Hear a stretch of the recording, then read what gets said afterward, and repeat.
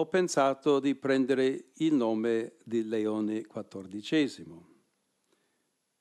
Diverse le ragioni, però principalmente il Papa Leone XIII, infatti, con la storica enciclica Rerum Novarum, affrontò la questione sociale nel contesto della prima grande rivoluzione industriale. E oggi la Chiesa offre a tutti il suo patrimonio di dottrina sociale per rispondere a un'altra rivoluzione industriale e agli sviluppi dell'intelligenza artificiale, che comportano nuove sfide per la difesa della dignità umana, della giustizia e del lavoro. What's in a name? When the white smoke poured from the Vatican on May 8, 2025, the world held its breath. A new pope had been chosen, Robert Francis Prevost, now Pope Leo XIV. But why Leo? Why pick a name tied to legends, lions, and a legacy that's shaped the Catholic Church for centuries? Today, we're diving into the heart of that choice, a decision that's sending ripples through 1.4 billion Catholics and beyond. Smash that like button if you're ready to uncover the truth, and let's get started. When Cardinal Robert Prevost steps onto the balcony as Pope Leo XIV, he doesn't just wave. He declares, "Peace be with you," echoing Jesus himself. But then, he picks Leo. A name meaning lion in Latin. A name carried by 13 popes before him, each leaving a mark on history. Why this name? What's he signaling to the world? Let's break it down, but fair warning, there's a twist that'll make your jaw drop. To understand Leo XIV's choice, we need to go back.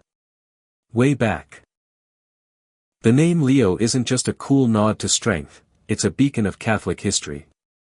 The first Pope Leo, known as Leo the Great, was a 5th century giant. Picture this, Rome's crumbling, barbarians are knocking, and Attila the Hun's army is ready to burn it all down. Leo I rides out to meet Attila, alone, unarmed, just a cross in hand. Legend says he convinced Attila to turn back, saving Rome. Was it a miracle? Divine intervention? That's for you to decide.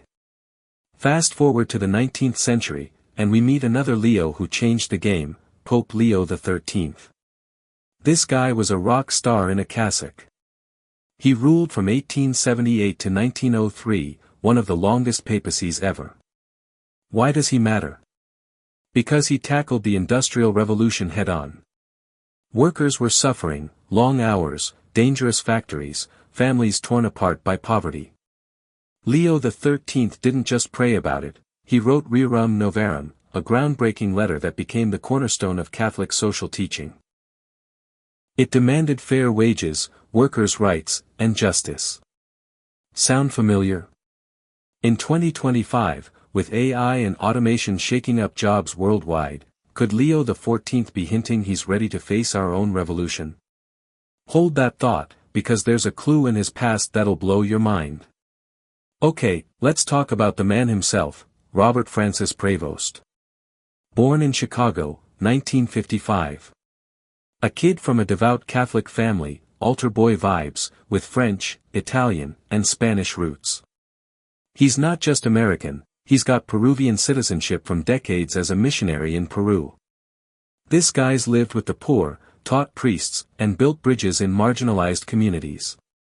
In 2023, Pope Francis hand-picked him to lead the Vatican's bishop vetting office, one of the Church's most powerful jobs. And get this, Francis made him a cardinal just months before the conclave. Coincidence? Or was Prevost being groomed for something huge? Here's where it gets juicy. Posts on X reveal Leo XIV himself explained his name choice to the cardinals. He said, and I quote, "I chose Leo XIV mainly because Pope Leo XIII, with Rerum Novarum, addressed the social question in the context of the First Great Industrial Revolution." Boom. That's not just a history lesson, it's a mission statement. He's looking at today's world, AI, inequality, global unrest, and saying, the Church has answers. But why not pick a name like Francis II to honor his mentor? Why Leo?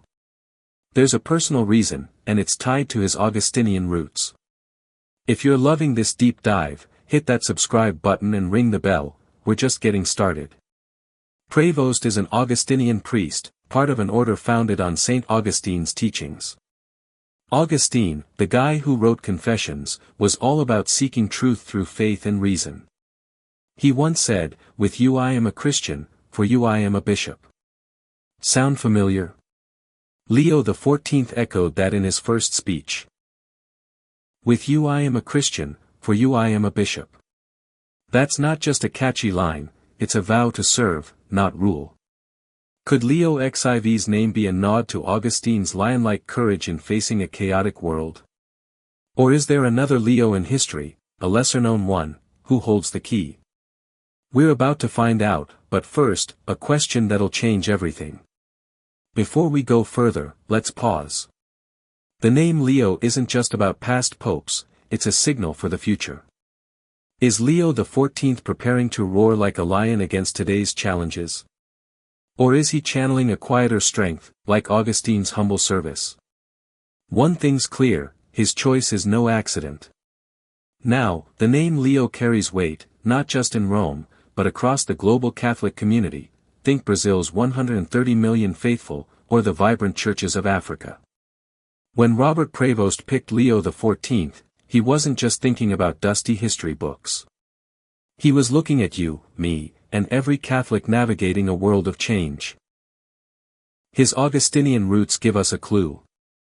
Saint Augustine faced a collapsing Roman Empire, yet he wrote City of God, a book that said faith could outshine chaos. Could Leo XIV be signaling a similar hope? That's what we're exploring, but hold on, there's a hidden story about another Leo that might change everything. Let's talk about Pope Leo X, a name you don't hear much in Sunday homilies. He was Pope from 1513 to 1521, right when the Renaissance was in full swing. Art was booming, think Michelangelo painting the Sistine Chapel, but so was trouble. Leo X, born Giovanni de' Medici, came from a powerful banking family. He loved beauty, funded artists, but also made some big missteps. He pushed indulgences, payments to the Church for forgiveness, that sparked Martin Luther's 95 Theses and the Protestant Reformation. Ouch! Why would Leo XIV, a humble missionary, pick a name tied to such a controversial figure? Here's the twist, Leo XIV might not be looking at Leo X's failures, but at his vision.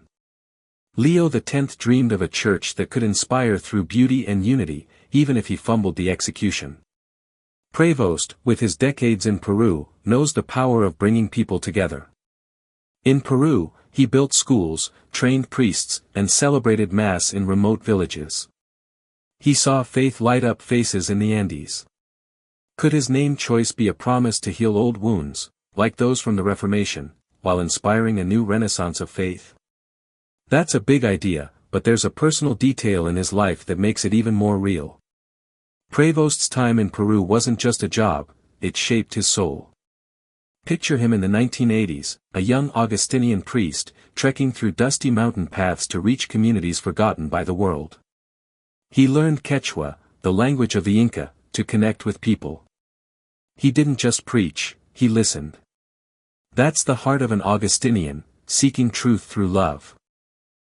When he chose Leo, was he thinking of those moments? Of being a lion for the marginalized, like Leo XIII was for workers? If this is hitting home, share this video with someone who'd love this story, and let's keep going. Now, let's zoom out. In 2025, the Church faces challenges that make Attila's army look like a warm-up act. Climate change is displacing millions, think coastal villages in Bangladesh vanishing. AI is reshaping work, leaving folks both hopeful and anxious. And don't forget the cultural shifts, young Catholics in Europe are drifting, while faith explodes in places like Uganda. Leo XIV steps into this storm, and his name choice feels like a compass. Leo XIII tackled a revolution, Leo I faced invaders. Is Leo XIV saying, "I'm ready for this"? On his first Sunday as Pope, Leo XIV preached in St. Peter's Basilica. His words: The lion does not roar to frighten, but to call the flock home. Whoa! That's not just poetic, it's a mission. He's not here to scare people into faith, but to invite them. Think about it, 1.4 billion Catholics, plus billions more watching, are asking, what's next for the Church?